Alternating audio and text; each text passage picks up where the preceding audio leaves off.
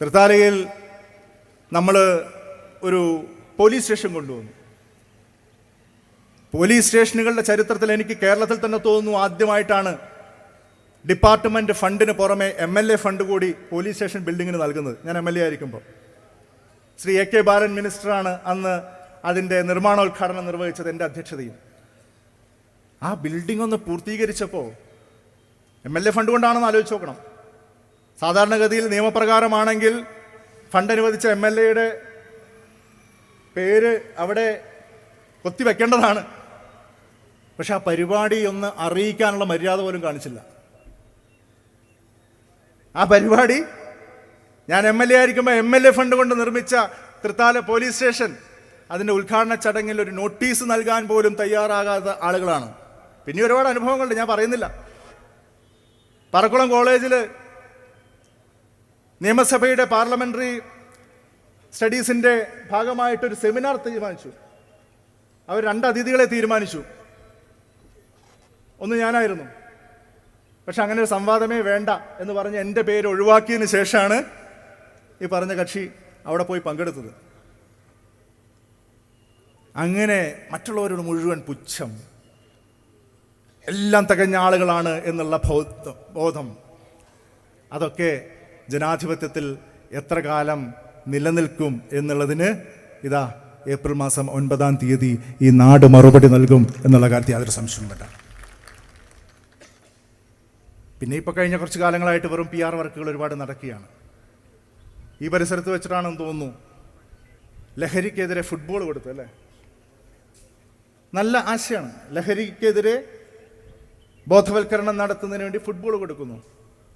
പക്ഷേ എനിക്ക് ചോദിക്കാനുള്ളത്, ചെറുപ്പക്കാരെ മുഴുവൻ വിളിച്ചു വരുത്തി ലഹരിക്കെതിരെ 500 ഫുട്ബോൾ കൊടുത്ത് അപ്പുറത്ത് 750 ബാറ് കൊടുത്താൽ പിന്നെ എന്താണ് ഇതിൽ അർത്ഥം? രണ്ടും ഒരാളാണ്. 500 ഫുട്ബോളും 750 ബാറും രണ്ടും ലഹരിക്കെതിരാണത്ര. ഈ നിലയിലുള്ള PR പൊലിപ്പുകളല്ല, നാടിൻ്റെ നേരനുഭവങ്ങളാണ് ഇവിടെ ചർച്ചയാവേണ്ടത്. 50 വർഷത്തിൻ്റെ കാത്തിരിപ്പ്, അങ്ങനെ കാത്തിരുന്ന് കിട്ടാത്ത പദ്ധതികൾ ഇവിടെ യാഥാർത്ഥ്യമായി എന്ന് പറയുന്നു. നമുക്ക് ഓർമ്മയില്ലേ, കാത്തിരുന്ന് യാഥാർത്ഥ്യമാവാൻ വേണ്ടി കൊതിച്ച് ഒരുപാട് സ്വപ്നം കണ്ട പദ്ധതികൾ യാഥാർത്ഥ്യമായി തുടങ്ങിയത് എന്നാ? 2011 നമ്മുടെ സർക്കാരിൻ്റെ കാലത്താണ്. പട്ടാമ്പി താലൂക്ക് രൂപീകൃതമായത് എന്നാ? നമ്മുടെ സർക്കാരിൻ്റെ കാലത്താണ്. പ്രിയപ്പെട്ട CP മുഹമ്മദ് ഇവിടെ വരാൻ ആഗ്രഹിച്ചിരുന്നു. അദ്ദേഹത്തിന് മറ്റെന്തോ തിരക്ക് കാരണം വരാതെ പോയതാണ്. പട്ടാമ്പിയിൽ കേരളത്തിൻ്റെ മുഖ്യമന്ത്രി ഉണ്ടായിരുന്നു, പട്ടാമ്പിയുടെ പ്രതിനിധിയായിട്ട് സാക്ഷാൽ EM ശങ്കരൻ നമ്പൂതിരിപ്പാട്. അദ്ദേഹം വിചാരിച്ചിട്ട് നടക്കാത്ത പട്ടാമ്പി താലൂക്ക്. അതിനുശേഷം KE ഇസ്മായിൽ എന്ന് പറയുന്ന റവന്യൂ മന്ത്രി പട്ടാമ്പിയുടെ പ്രതിനിധിയായി ഉണ്ടായിരുന്ന സമയത്ത് നടക്കാതെ പോയ പട്ടാമ്പി താലൂക്ക്. എനിക്ക് മുമ്പ് 20 വർഷം തുടർച്ചയായി CPM-ന്റെ MLA-മാർ ഈ തൃത്താലയെ പ്രതിനിധീകരിച്ച കാലത്ത് നടക്കാതെ പോയ പട്ടാമ്പി താലൂക്ക് എന്ന് പറയുന്ന സ്വപ്നം, അങ്ങനെ 1/2 നൂറ്റാണ്ടിൻ്റെ ആ സ്വപ്നം പട്ടാമ്പി താലൂക്ക് രൂപീകൃതമായത് തൃത്താലയിൽ നിങ്ങൾ എന്നെയും പട്ടാമ്പിയിൽ ശ്രീ CP മുഹമ്മദിനെയും കേരളത്തിൽ പ്രിയപ്പെട്ട ഉമ്മൻചാണ്ടിയെയും അധികാരത്തിൽ വരുത്തിയ ആ കാലഘട്ടത്തിലാണ്. ആർക്കെങ്കിലും നിഷേധിക്കാൻ പറ്റുമോ? ഞാൻ നേരത്തെ പറഞ്ഞ 50 വർഷത്തെ കാത്തിരിപ്പിന് ശേഷം കോളേജ് ഉണ്ടായത് ആ കാലഘട്ടത്തിലാണ്.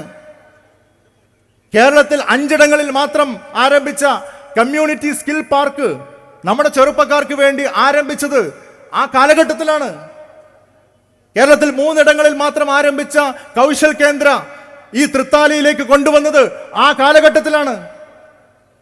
നമ്മുടെ വെള്ളിയാങ്കല്ല് കേരളം അറിയുന്ന ഒരു ടൂറിസം ഡെസ്റ്റിനേഷനായി മാറിയത് ആ കാലഘട്ടത്തിലാണ്.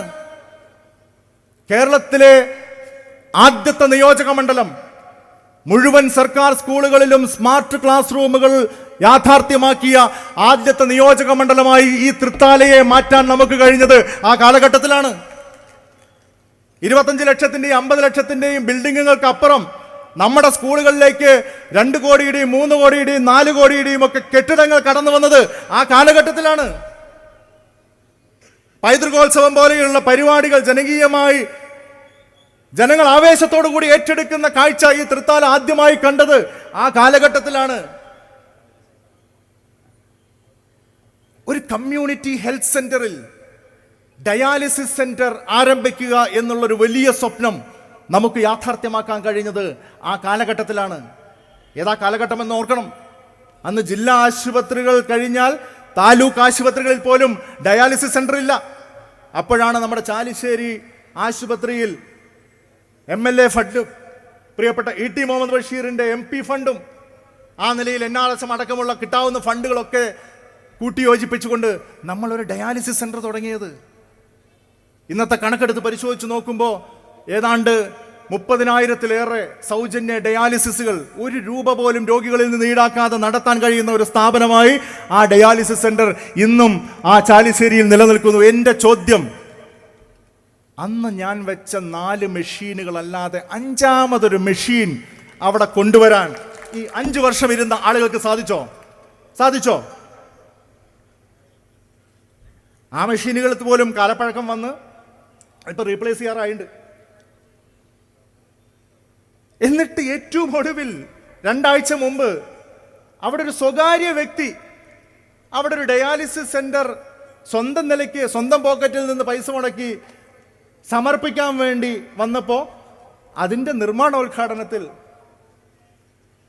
കുറേയേറെ ആളുകൾ ഇവിടുത്തെ ജനപ്രതിനിധി അടക്കം പങ്കെടുക്കുന്ന കാഴ്ചയുണ്ട്. സ്വന്തമായി 5 വർഷം കിട്ടിയിട്ട് അവിടെ ആ ഡയാലിസിസ് സെന്റർ ഒന്ന് വിപുലീകരിച്ച് ഒരു 10 മെഷീനോ 15 മെഷീനോ ആക്കാൻ വല്ല തടസ്സമുണ്ടോ? ഡയാലിസിസ് മെഷീനൊക്കെ സംഭാവന ചെയ്യാൻ എത്രയോ അധികം ആളുകൾ തയ്യാറാണ്.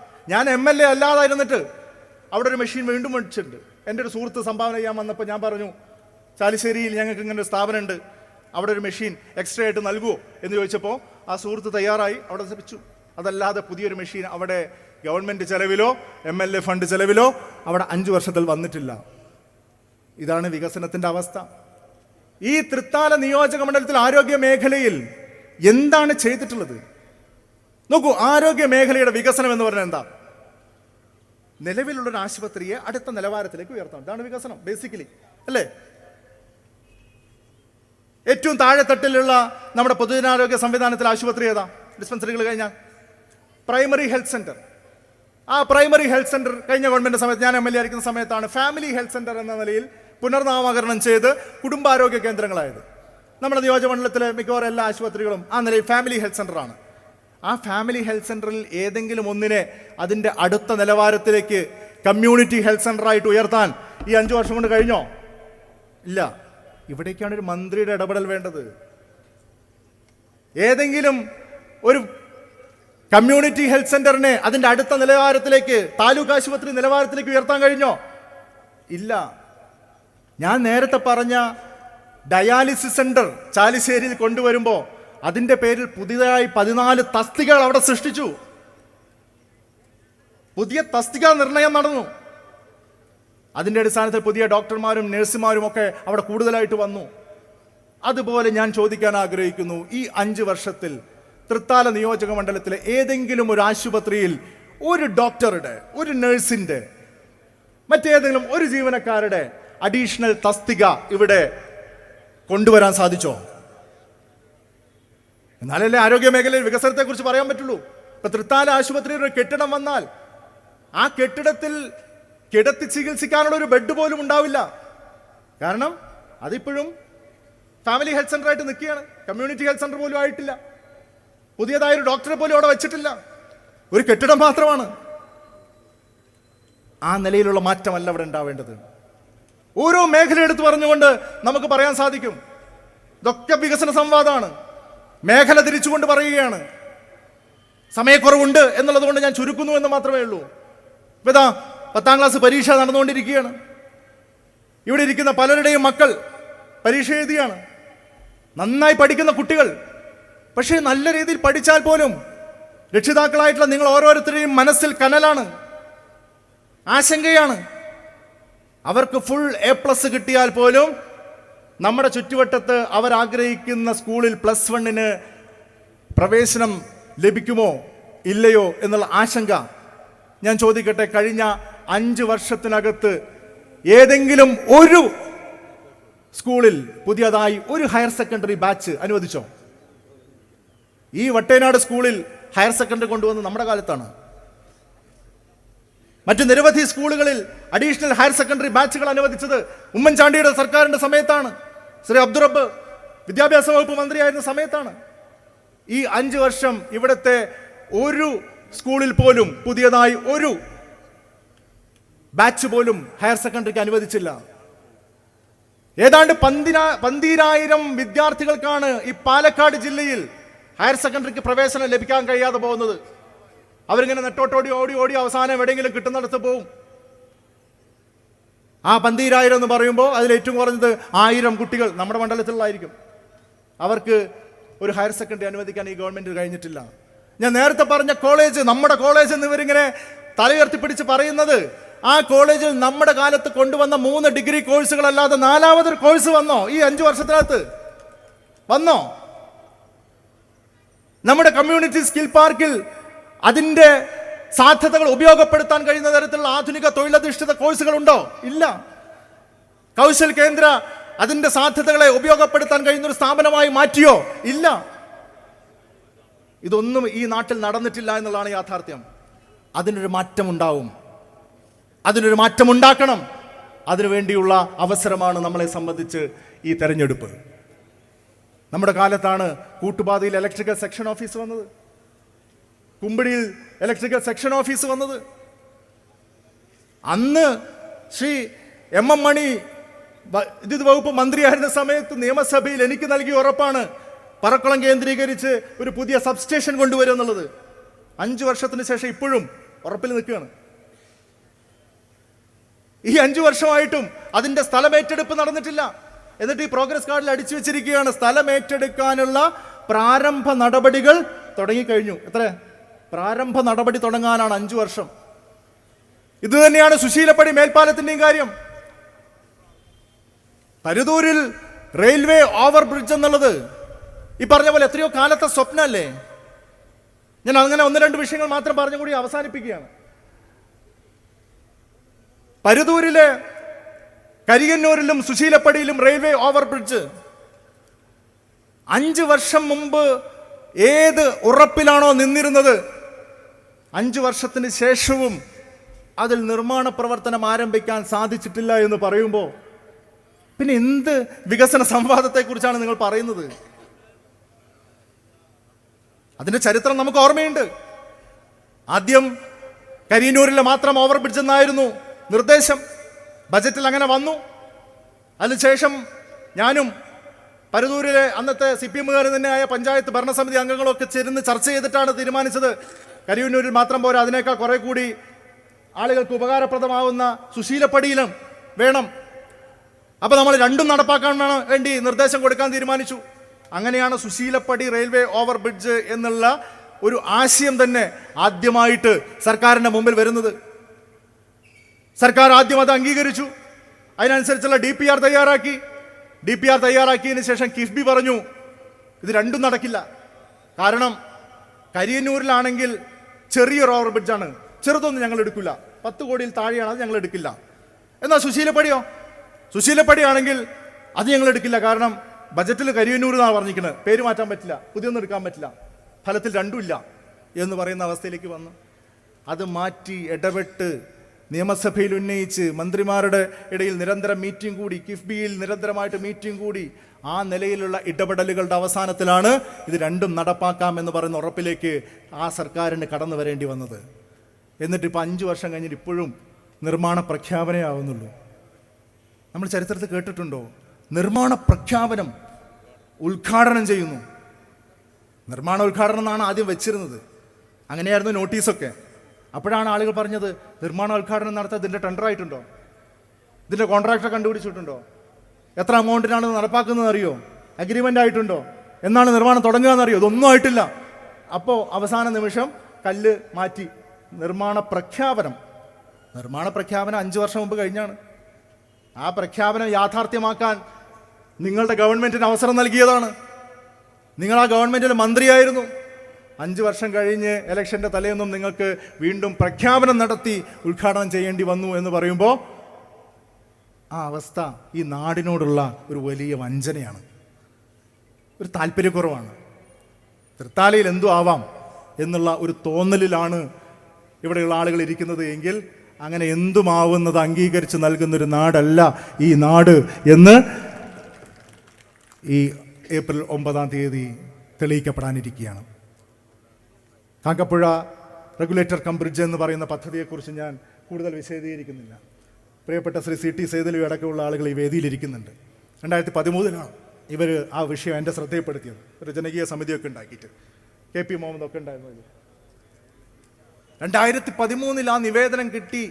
2014 തന്നെ ആ പദ്ധതി കേരളത്തിൻ്റെ ബജറ്റിൽ പ്രഖ്യാപിക്കപ്പെട്ടു എന്നുള്ളത് ഈ നാടിന് ഓർമ്മയുണ്ട്. ശ്രീ ഉമ്മൻചാണ്ടിയുടെ സർക്കാർ, ശ്രീ KM മാണി അവതരിപ്പിച്ച ബജറ്റിലാണ് ആദ്യമായി കാങ്കപ്പുഴ റെഗുലേറ്റർ കം ബ്രിഡ്ജ് എന്ന് പറയുന്നത് 2014 പ്രഖ്യാപിക്കപ്പെട്ടത്. അതിനുശേഷം തൊട്ടു പിന്നാലെ 15 കഴിഞ്ഞ് 16 ആയപ്പോഴേക്കും ഗവൺമെൻറ് മാറി. ഈ പദ്ധതികളൊക്കെ കിഫ്ബിയിലേക്ക് കൊടുക്കാൻ തീരുമാനിച്ചു. ആദ്യം കിഫ്ബി അത് എടുത്തില്ല. അതിനുശേഷം വീണ്ടും അന്ന് കോട്ടക്കൽ MLA ആയിരുന്ന ശ്രീ ആബിദ് ഹുസൈൻ തങ്ങളടക്കമുള്ള ആളുകളുടെയും നമ്മുടെ കൂട്ടായ പ്രവർത്തനത്തിൻ്റെ ഒടുവിൽ നിരന്തരം നിയമസഭയിൽ ഉന്നയിച്ചതിൻ്റെ അടിസ്ഥാനത്തിൽ കിഫ്ബി ഇത് ഏറ്റെടുക്കാൻ തീരുമാനിച്ചു. അതിൻ്റെ അടിസ്ഥാനത്തിലുള്ള നടപടിക്രമങ്ങൾ മുന്നോട്ട് പോയി. DPR ആയി അംഗീകാരം ലഭിച്ചു. 2017 18 പ്രളയത്തിൻ്റെ സമയത്ത് അല്പം മന്ദഗതിയിൽ മൊത്തത്തിൽ ഇറിഗേഷനുമായി ബന്ധപ്പെട്ട പ്രോജക്റ്റുകൾക്ക് വന്നു. പക്ഷേ 2020 ആകുമ്പോഴേക്കും ആ പദ്ധതി നടപ്പാക്കും എന്നുള്ള ഉറപ്പിലേക്ക് കേരളത്തിലെ സർക്കാർ വന്നിരുന്നു എന്നുള്ളത് യാഥാർത്ഥ്യമാണ്. എന്നിട്ടിപ്പോൾ 50 വർഷമായിട്ട് നടക്കില്ല എന്ന് വിചാരിച്ച പദ്ധതിയാണ് എന്ന് പറഞ്ഞാൽ ഒന്നാം പിണറായി വിജയൻ സർക്കാരിനെ നിങ്ങൾക്ക് തന്നെ വിശ്വാസമില്ലാണ്ടായോ? ഒന്നാം പിണറായി വിജയൻ സർക്കാരിൻ്റെ സമയത്താണ് ഈ പദ്ധതി നടപ്പാക്കുമെന്ന് പ്രഖ്യാപിക്കപ്പെട്ടത്. അപ്പം നിങ്ങൾ പോലും അത് വിശ്വസിച്ചിരുന്നില്ല എന്നുള്ളതാണോ അതിൻ്റെ അർത്ഥം? ഞാൻ വിശ്വസിച്ചിരുന്നു. 2021 ശേഷം കേരളത്തിൽ അധികാരത്തിൽ വരുന്ന സർക്കാർ, ഏത് സർക്കാരായിരുന്നാലും, തൃത്താലയിൽ നിന്ന് തെരഞ്ഞെടുക്കപ്പെടുന്ന ജനപ്രതിനിധി ഞാനാവട്ടെ, ഇപ്പം തെരഞ്ഞെടുക്കപ്പെട്ട ആളാവട്ടെ, ഇനി BJPയുടെ സ്ഥാനാർത്ഥി വിജയിച്ചാൽ അങ്ങനെ ആവട്ടെ, SDPയുടെ സ്ഥാനാർത്ഥിയാണ് വിജയിക്കുന്നത് അങ്ങനെ ആവട്ടെ, വേറെ ഏതെങ്കിലും സ്വതന്ത്ര സ്ഥാനാർത്ഥി ഇവിടെ നിന്ന് വിജയിച്ചാൽ അതാവട്ടെ, ആ ജനപ്രതിനിധിയുടെ കാലത്ത് കാങ്കപ്പുഴ റെഗുലേറ്റർ കം ബ്രിഡ്ജ് യാഥാർത്ഥ്യമാവും എന്നുള്ള നിലയിലേക്ക് ഒന്നാം പിണറായി വിജയൻ സർക്കാരിൻ്റെ സമയത്ത് തന്നെ കാര്യങ്ങൾ എത്തിച്ചിരുന്നു. എന്നിട്ട് ഇപ്പോഴും 5 വർഷത്തിന് ശേഷവും അപ്രോച്ച് റോഡ് നിർമ്മാണമായിട്ടില്ല. സ്ഥലമേറ്റെടുത്ത ആളുകൾക്ക് പണം കൊടുത്തിട്ടില്ല. ഉദ്ഘാടനം നടത്തുന്ന വേദിയിൽ എന്തൊക്കെയാണ് നടന്നത് എന്ന് നമുക്കറിയാം. അപ്പോൾ ആ നിലയിലുള്ള ഒരു അവസ്ഥ ഈ നാട് ആഗ്രഹിക്കുന്നില്ല. നമുക്കൊരു മോചനം ഉണ്ടാവണം. ആ മോചനം നമുക്ക് യാഥാർത്ഥ്യമാക്കാൻ സാധിക്കും. ഒരു സംശയവും വേണ്ട. ഈ തെരഞ്ഞെടുപ്പ് ചർച്ചകളുടേതാണ്, സംവാദങ്ങളുടേതാണ്, ആശയവിനിമയങ്ങളുടേതാണ്, താരതമ്യങ്ങളുടേതാണ്. ഇത് ഏത് നടന്നാലും അതിൽ ഈ നാടിൻ്റെ ജനമനസാക്ഷിയുടെ അംഗീകാരം നമുക്കൊപ്പമായിരിക്കും. നമ്മുടെ പ്രവർത്തനത്തിൻ്റെ തട്ട് താണു തന്നെ ഇരിക്കുമെന്നുള്ള 100% ആത്മവിശ്വാസത്തോടു കൂടി ജനങ്ങൾക്ക് മുമ്പിൽ നമ്മുടെ പ്രോഗ്രസ് റിപ്പോർട്ടുകൾ മുന്നോട്ട് വയ്ക്കുകയാണ്. ഇതുപോലെ കള്ളങ്ങളും അർത്ഥസത്യങ്ങളും അടിച്ചു വിട്ടുകൊണ്ടുള്ള PR വർക്കുകളല്ല. ജനങ്ങളുടെ കൺമുമ്പിൽ കാണുന്ന വികസന പ്രവർത്തനങ്ങൾ, കാലങ്ങളുടെ ഓർമ്മകൾ, ആ ഓർമ്മകൾക്ക് മുമ്പിലാണ് നമ്മൾ ഈ അവകാശവാദങ്ങളും ഈ വസ്തുതകളും നിരത്തി വയ്ക്കാൻ ആഗ്രഹിക്കുന്നത്. അതോടൊപ്പം ഞാനൊരു കാര്യം കൂടി ഓർമ്മപ്പെടുത്താൻ ആഗ്രഹിക്കുകയാണ്. എൻ്റെ പ്രസംഗം അവസാനിപ്പിക്കാൻ പോവുക. ഈ തെരഞ്ഞെടുപ്പ് തൃത്താലയ്ക്ക് വേണ്ടി മാത്രമുള്ളതല്ല, ഇത് കേരളത്തിന് വേണ്ടിയുള്ളതാണ്. ശബരിമലയിലെ സ്വർണം കട്ടവന്മാരെ കൊണ്ട് കണക്ക് പറയിക്കാനുള്ള തെരഞ്ഞെടുപ്പാണ്. ഈ നാട്ടിലെ ലക്ഷക്കണക്കിന് വിശ്വാസികളെ വേദനിപ്പിച്ചവർക്കെതിരെ ഈ നാടിൻ്റെ ജനമനസ്സ് ജനാധിപത്യപരമായി പ്രതികരിക്കാനുള്ള അവസരമായി ഈ തെരഞ്ഞെടുപ്പിനെ നോക്കിക്കാണുകയാണ്. ധാർഷ്ട്യവും ധിക്കാരവും നിറഞ്ഞ ഒരു ഭരണകൂടത്തിനെതിരെ ജനാധിപത്യപരമായി ചോദ്യങ്ങൾ ഉന്നയിക്കുമ്പോൾ അത് വീട്ടിൽ പോയി ചോദിക്കടാ എന്ന് പറഞ്ഞ് അധിക്ഷേപിച്ച് ചാട്ടിയിറക്കാത്ത ജനാധിപത്യ സംസ്കാരത്തെ വീണ്ടെടുക്കാൻ വേണ്ടിയുള്ള ഒരു പോരാട്ടമാണ് നമ്മൾ നടത്തിക്കൊണ്ടിരിക്കുന്നത്.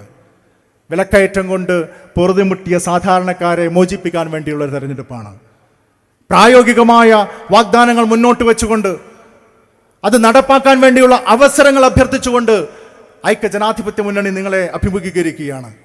ഏതെല്ലാം മേഖലകളിലാണോ ഈ ഗവൺമെന്റ് പരാജയപ്പെട്ടത്, ആ ഓരോ മേഖലയിലും കൃത്യമായ വ്യക്തമായ പ്രായോഗികമായ കർമ്മ പദ്ധതികൾ, ബദൽ നയങ്ങൾ ആവിഷ്കരിച്ചുകൊണ്ട് ഈ നാട്ടിലെ ജനങ്ങളുടെ പോസിറ്റീവ് മാൻഡേറ്റ് ആണ് ഈ തെരഞ്ഞെടുപ്പിലൂടെ UDF ആഗ്രഹിക്കുന്നത്. അവർ പരാജയപ്പെട്ട ഓരോ മേഖലയെക്കുറിച്ചും നമുക്ക് കൃത്യമായിട്ടുള്ള കാഴ്ചപ്പാടുകളുണ്ട്. കൃത്യമായ രക്ഷാ പദ്ധതികളുണ്ട്. ഈ കേരളത്തെ വീണ്ടെടുക്കാൻ വേണ്ടിയുള്ള കർമ്മ പദ്ധതികൾ നമ്മുടെ മുമ്പിലുണ്ട്. അതാണ് നമുക്ക് മുമ്പിൽ വെക്കാനുള്ളത്.